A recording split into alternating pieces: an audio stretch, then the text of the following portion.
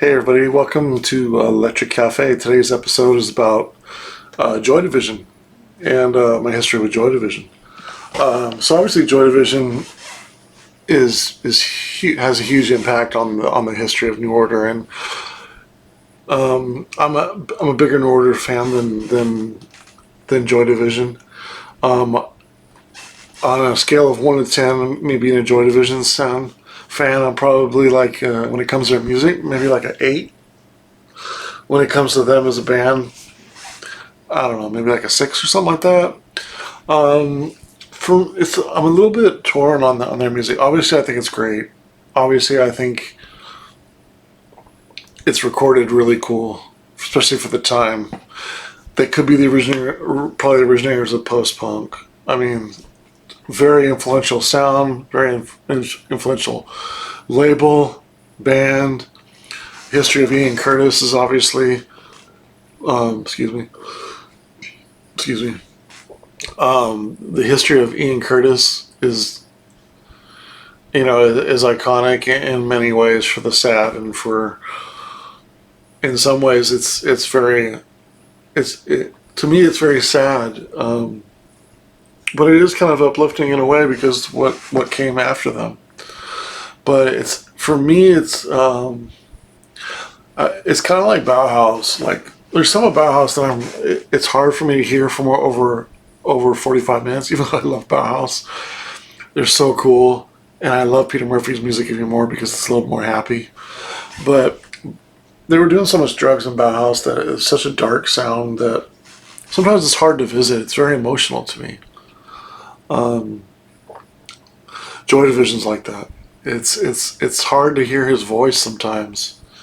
I wouldn't say it like haunts me or anything like that, but to know what he went through and to know the troubles he went through, it's really hard for me to enjoy a lot of the music and really like look towards something to be happy with. Like I like my fair share of dark music, but I like to visit there. I don't necessarily want to dwell there. That's the best way I can say it. Like I love to escape out of reality with music and visit another planet, or some ambient music and instrumental music is some of my favorite music because it takes me away from the humdrums of city life and being in a room, and it takes my imagination and it takes me there. It's almost like what people get by watching maybe a movie or something like that, and to know what Ian Curtis did and to pick out Joy Division's music is something to escape to. It's a dark world, and it's not for any of his. I don't think anybody can fault him for what he was going through, and what happened and stuff like that. Even though suicide is such a difficult thing to talk about. It's just I just can't imagine. I mean, try to put yourself in perspective if you haven't thought about this way, but imagine you're an artist, or you love doing something and you want to do something and you can't do it because it's going to affect you physically, mentally, to the point where you're going to have a seizure. Like, it's just, and that's kind of goes with why he committed suicide right before they were going to take it big, right before he didn't want to go to America and embarrass his band members or make a big scene out of it, or he was scared to do it, and probably it was just the basic fear of not going through that because was what happened. Probably in a different age and in a different mind frame. Maybe he could have just stepped back and let somebody else be the lead singer and say, I can't do it for this tour. Maybe I'll be okay in 2 years. And I guess maybe he wasn't taking his prescriptions or something like that, or maybe he was, and he started drinking a little bit. I think a little bit was. But, if he could have just take some time and take some few years off, maybe he could have come back and continued Joy Division. But, so I put myself in that mind frame to be like, to think that when I'm listening to music, and it makes it a hard listen for me. So all of the songs are really dark. There's even when he's happy on a song like Isolated. Isolated is kind of an upbeat song, but the title is Isolated.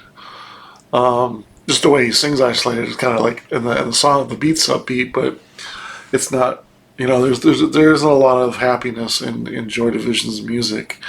Even their best song, "Love Will Tear Us Apart," it's a happy rhythm section. It's a happy melody. It's happy keys, but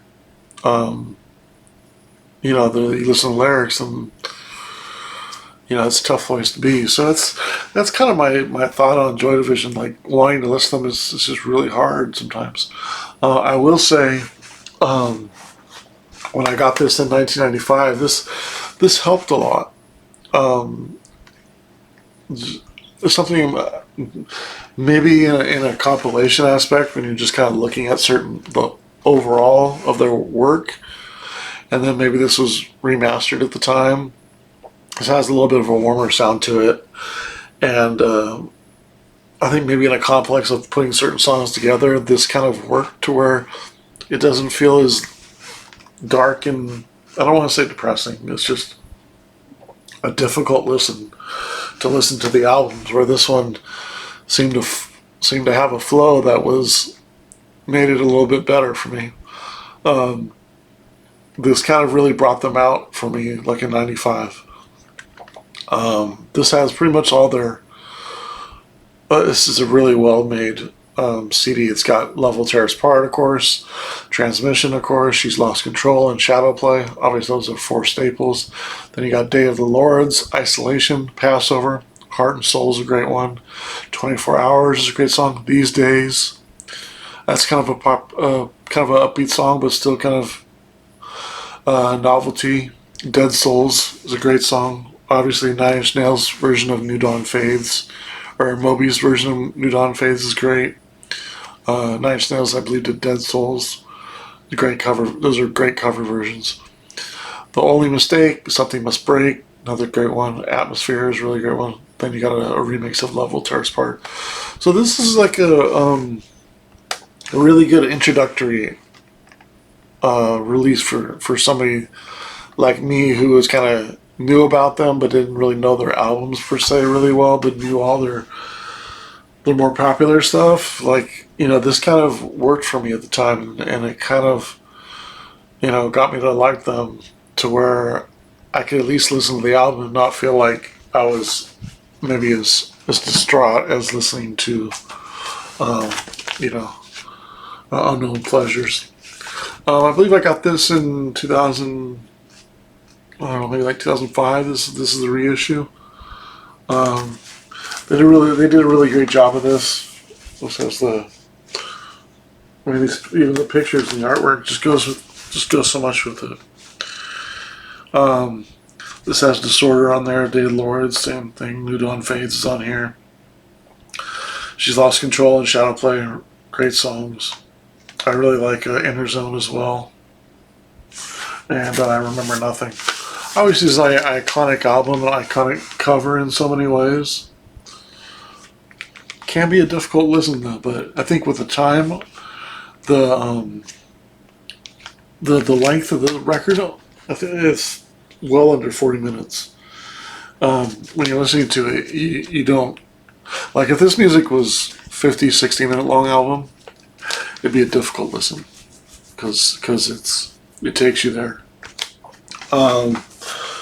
Moving on to Closer. Then you have another strong album. It means to end really good. "Isolation's great. "Heart and Soul," 24 Hours, "Decades," really cool. I think this is the I think I got this reissue in like 2012, I think. That's Closer. And then you have Still, which I still haven't opened this one. This one's from 2012. Ice Age is a good one on here. course, Dead Souls, The Only Mistake, and I really like Glass as well. So, still. Of course, this ran a theme with New Order, right, with the font. You know, it very much looks like Substance in a way. With that font. Kind of the same font. Cool artwork, though. And then he came out very minimal, right? And then he came out with the Substance of Joy Division. It was the double album. This has some of the Warsaw stuff, or Warsaw on here. Another good one is not the normal ones. As you said, Incubation, Leaders of Men. This is the 2010 version, I believe, from the audio remasters. I don't think I opened this. Yeah, it's still unopened. All this time, and I still haven't opened them. I just, I'm a fan, but I don't pick out these very often to listen to them. I'll occasionally pull out the CD. Now in Pandora, Joy Division will always come up, and I don't mind it. But it's for a song here and there. It's hard to listen to for a whole album. There's a really good live version of them. If you guys don't know, it's called the Preston 28, February 1980. This is a really good live album. If you like the songs on here, Disorder is really underrated. But this has Incubation, Wilderness, 24 Hours, The Eternal, Heart and Soul, Shadow Play, Transmission, Disorder, Warsaw, Colony, Inner Zone, She's Lost Control. I think this is the blue version. This is the first issue of this when this came out. Came out in 2000, I got this. So this is actually the first record I got of Joy Division. At that time, I still hadn't got vinyl of theirs till that time. I want to say I have Love Will Tear Us Apart on 45. But yeah, that's my Joy Division stuff. But again, I'm not the biggest Joy Division fan. It's difficult for me to visit that album, visit their music. There's so many bands now in the cold wave and dark wave scene in the last 20, 25 years that have mimicked their sound and their recording and turned it into their own band. And I can think of so many albums, so many bands like Belong and Black Marble, and there's so many bands that have that sound, that cold. It's like the blueprint for how to record a cold wave song is use Joy Division, even more so than Bauhaus. But maybe Bauhaus is more punk, maybe more come from punk or more goth. But Joy Division is the quintessential post-punk artist of all time, and a lot of it has to do with their aesthetic, their artwork, and then also their how they recorded, and their minimalistic drum machines and very sparse guitar riffs and big doomy sounding bass lines, right? And then of course Ian Curtis' voice is iconic in a way. That's one thing I will say is for what it's worth, Ian Curtis's voice, you can't fault it at all. I mean, it's got so much emotion in it. It's got so much, I wouldn't say anger or desire or anything like that, but it's just real. It's just, that's all I can say is it's just real. It's him, 100%, and it's nothing contrived, nothing fake, nothing projected. It's just like his dancing, just the way he expressed himself on the stage. It's primal. It's the energy of the music, and just amazing singer. I wish he was still around in a lot of ways. To see what Joy Division would have become through a dance period. Even though New Order, and I like New Order better, it'd been interesting to see what they would have done. Would there have been no New Order? Imagine a time with no Blue Monday. Imagine a time with no Bizarre Love Triangle. Imagine a time without New Order. Like, who would have filled that gap? I mean, New Order is huge in the 80s. All the music they've done. Imagine if it wasn't there. Imagine if it was Joy Division. Be interesting. So yeah, that's kind of my history with Joy Division and my perspective on Joy Division's music. What are your thoughts on Ian Curtis, on him as an artist, and like what kind of comes to mind when you think about Ian Curtis or Joy Division? And what are your top three songs from Joy Division? My top three songs would probably have to be Transmission, Love Will Tear Us Apart, and Dead Souls. Those probably have to be my three. So thanks for watching Electric Cafe on this edition of Joy Division. Have a good day.